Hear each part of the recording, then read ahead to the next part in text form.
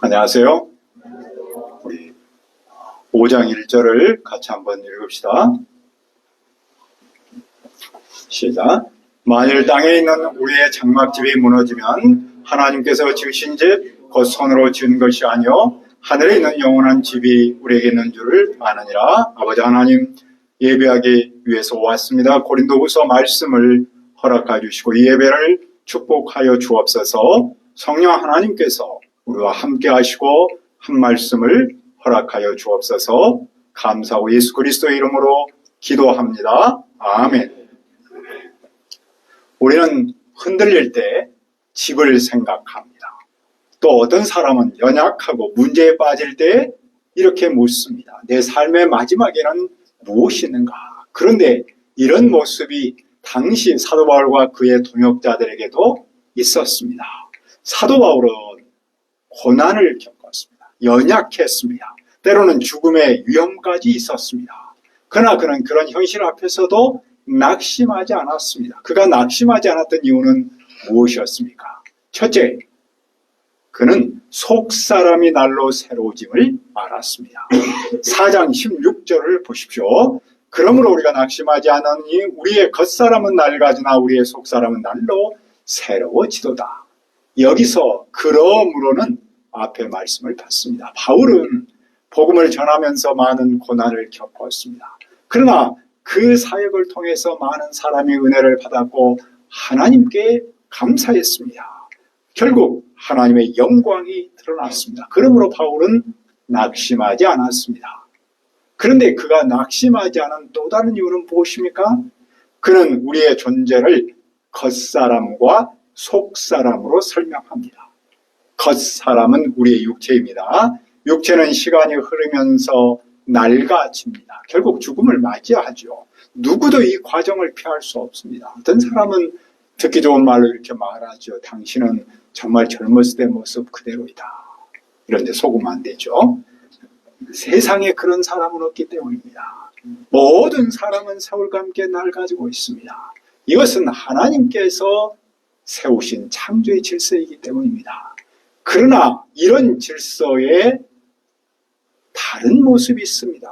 바로 속사람입니다. 속사람은 예수 그리스도를 믿는 사람입니다. 예수 그리스도를 믿는 사람의 속사람은 날마다 새로워집니다. 그래서 우리의 몸은 약해질 수 있습니다. 하지만 믿음은 약해지지 않습니다. 우리의 육체는 낡아질 수 있지만 소망은 낡아지지 않습니다. 우리의 힘은 줄어들 수 있지만 사랑은 날마다 새로워집니다. 바울은 바로 이 변화를 경험했기 때문에 고난 속에서도 낙심하지 않았습니다. 또 왜 바울은 낙심하지 않았습니까? 17절입니다. 우리가 잠시 받는 환난에 경한 것이 지극히 크고 영원한 영광에 중한 것을 우리에게 이루게 함이니. 여기에도 두 가지가 강한 대조를 이루고 있죠. 잠시와 영광, 경한 것과 중한 것입니다. 환난은 잠시입니다. 영광은 영원합니다. 환난은 가볍습니다. 영광은 무겁습니다. 물론 환난 자체가 가볍다는 말은 아닙니다. 바울이 겪은 환난은 절대로 가볍지 않습니다. 다만 영원한 영광과 비교할 때 지금 그가 겪고 있는 환난은 가볍다는 것이죠. 그래서 바울은 무엇을 바라보며 살아갔습니까? 18절입니다. 우리가 주목하는 것은 보이는 것이 아니요 보이지 않는 것이니 보이는 것은 잠깐이요 보이지 않는 것은 영원함이라. 보통의 사람은 보이는 것으로 시선이 향합니다. 현재의 형편, 내가 겪는 아픔, 어려움 이런 것들에 우리의 마음을 집중하기 쉽습니다. 그러나 바울은 보이지 않는 것을 바라보았습니다. 왜냐하면 보이는 것은 잠깐이고 보이지 않는 그것은 영원하기 때문입니다. 그렇다고 그가 현실을 부정한 것은 아니었습니다. 그는 현실 너머에 있는, 현실 너머로 오는 그 영원한 영광을 보았기 때문입니다. 그래서 그런 고난 속에서도 낙심하지 않았습니다. 잠시의 고난이 영원한 영광을 이루어가는 과정으로 알았기 때문입니다. 또 바울은 무엇을 알았습니까?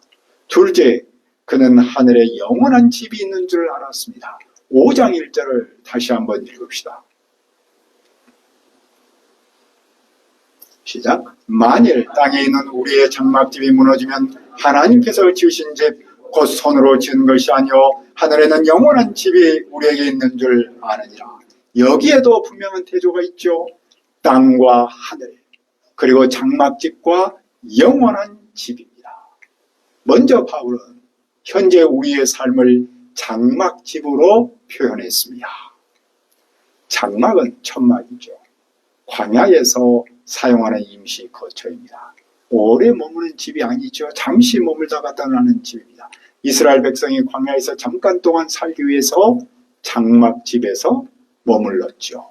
이처럼 우리의 몸도 이 땅에서 잠깐 머물기 위해서 순례의 행하고 있다는 겁니다. 그래서 바울은 우리 현재의 존재를 땅에 있는 장막집이라고 말합니다. 이 장막집은 연약하지요. 낡아지죠. 결국 무너집니다.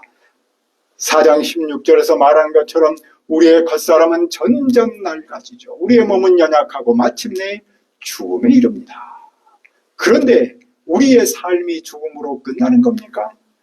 하나님께서 지으신 집 곧 손으로 지은 것이 아니오 하늘에 있는 영원한 집이 우리에게 있습니다. 이 집은 사람이 만든 것이 아닙니다. 이 집은 하나님의 손으로 지은 겁니다. 이 집은 땅에 있지 않습니다. 하늘에 있습니다. 이 집은 잠깐이 아니라 영원한 겁니다.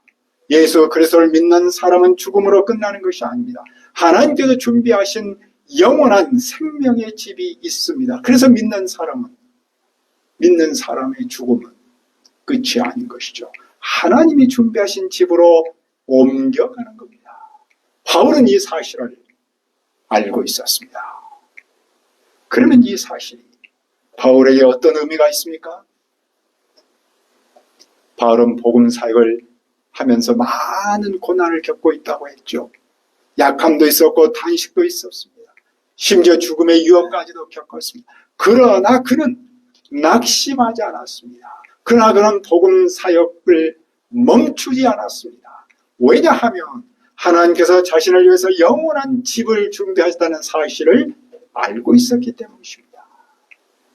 바로 이 알고 있다는 사실이 고난을 이기게 하는 힘이었고 복음 사역을 끝까지 감당하게 하는 힘이었던 것이죠. 우리는 지금 장막에 살고 있습니다.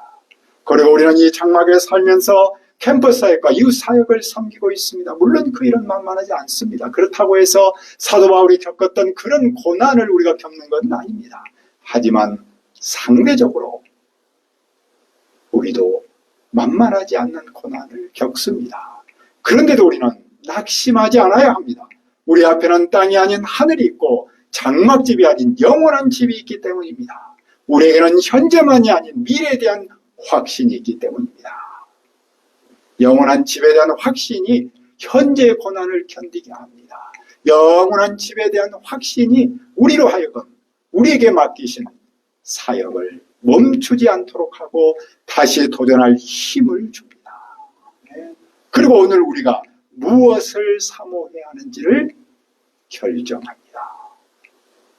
그러면 바울은 무엇을 사모합니까? 2절을 보십시오. 참으로 우리가 여기 있어 단식하며 하늘로부터 오는 우리 처소로 덧입기를 간절히 사모하노라. 바울조차도 이 땅에서 살기 때문에 탄식하지 않을 수 없습니다. 연약하고 죄가 있고 상황이 어려웠기 때문이었습니다. 복음 사역을 감당하는데 많은 짐이 있었기 때문입니다. 그러나 이 탄식은 절망의 소리가 아닙니다. 이 탄식은 소망의 소리였습니다. 왜냐하면 그는 더 좋은 것을 기다리고 있기 때문입니다. 그것은 하늘로부터 오는 거처를 덧입는 겁니다. 왜 바울은 그렇게 덧입기를 사모합니까? 3절에서 말씀합니다. 이렇게 입음은 우리가 벗은 자들로 발견되지 않으려 함이라. 여기서 입는다는 말은 물론 옷을 입는다는 말이죠. 그러나 더 나아가서 부활의 몸을 입는 것을 말합니다. 그리고 벗은 자는 옷을 벗는다는 말인데 그것은 곧 몸이 없는 상태, 부활의 몸이 없는 상태를 말합니다. 바울은 몸 없는 존재로 존재하기를 바라지 않습니다. 그런 새로운 몸을 입는 부활의 몸으로 존재하기를 바랐던 겁니다. 왜냐하면 바울은 이 장막에 있는 동안에는 무거운 짐을 지고 단시간은 그것을 벗어버리기를 원하지 않았기 때문입니다. 여기서 무거운 짐은 복음 사역을 섬기면서 겪는 고난이죠. 그는 고난이 있다고 해서 그 몸 자체를 벗어버리려고는 하지 않았습니다. 오히려 그는 새로운 몸 덧입기를 원했습니다. 왜냐하면 하나님이 준비하신 구원은 몸을 버리는 것이 아니기 때문입니다. 하나님께서 원하시는 구원은 몸의 구원이기 때문입니다. 그래서 바울은 죽을 것이 생명에게 삼켜지기를 바랐습니다. 그에게 죽음은 마치 마지막처럼 끝나는 그런 것이 아니었습니다. 왜냐하면 생명이 죽음을 삼켜버리기 때문입니다. 마치 죽음이 생명을 삼켜버렸던 것처럼 이제는 생명이 그 죽음을 삼켜버린다고 믿었습니다. 그래서 그는 죽음을 넘어서오는 생명, 죽음을 삼키는 생명, 즉 부활의 생명을 사모했던 겁니다. 이 점에서 바울의 생각은 고대 헬라 사상과 완전히 다릅니다. 헬라 사상은 이렇게 말했습니다. 몸은 영혼의 감옥이다. 구원은 몸에서 해방되는 것이다. 이것이 이제 발전하면 영지주의가 되는 것이죠. 그러나 바울은 구원을 몸을 버리는 것이 아니라 몸이 새롭게 되는 것이라고 말했습니다. 우리의 부활은 몸이 새롭게 되는 몸의 부활입니다. 고린도전서 15장 53절은 이렇게 정리합니다. 이 썩을 것이 썩지 아니함을 입고 이 죽을 것이 죽지 아니함을 입으리로다. 그러면 이 놀라운 일을 누가 이루십니까? 5절을 보십시오. 곧 이것을 우리에게 이루게 하시고 보증으로 성령을 우리에게 주시는 이는 하나님이시라. 이 놀라운 일을 이루시는 분은 하나님이십니다. 하나님은 우리에게 성령님을 보증으로 주셨습니다. 보증이란 말은 미리 주는 보증금을 뜻합니다.